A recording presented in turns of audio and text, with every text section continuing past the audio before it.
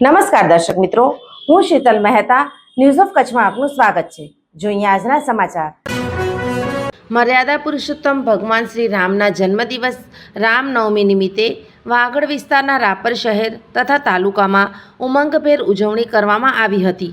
રાપર શહેરમાં રામ જન્મોત્સવ નિમિત્તે હિન્દુ યુવા સંગઠન તથા અન્ય હિન્દુ સનાતન ધર્મ દ્વારા ઉજવણી કરવામાં આવી હતી।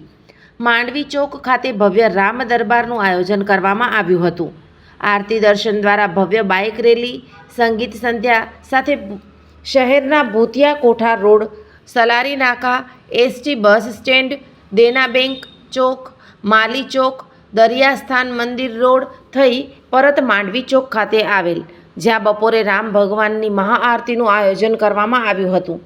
આ પ્રસંગે નગરપાલિકાના પ્રમુખ સંત ત્રિકાલદાસજી, વિનુભાઈ થાનકી, તાલુકા ભાજપ પ્રમુખ નશાભાઈ દૈયા, ઉમેશભાઈ સોની, મહેન્દ્રસિંહ વાઘેલા, ભીખુભા સોઢા, લાલજી કારોત્રા, કમલસિંહ સોઢા, મેહુલ રૈયા, જલારામ ગ્રુપના શૈલેષ ભિંડે, વિશાલ મીરાણી, જયચંદે મેમાભાઈ ચૌહાણ, યશ રાજગોર, હાર્દિક માલી વગેરે ઉપસ્થિત રહ્યા હતા। સમગ્ર આયોજન દરમિયાન શૈલેષ સોની, પિન્ટુભાઈ ઠક્કર, અજય સોની, સંજય ગોસ્વામી, હિરેન મહારાજ, ઋષભ ચરલા વગેરેએ જહેમત ઉઠાવી હતી।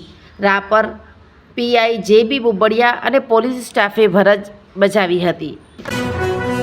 આ હતા આજના સમાચાર। આવતીકાલે ફરી મળીશું, ત્યાં સુધી મને રજા આપશો। નમસ્કાર।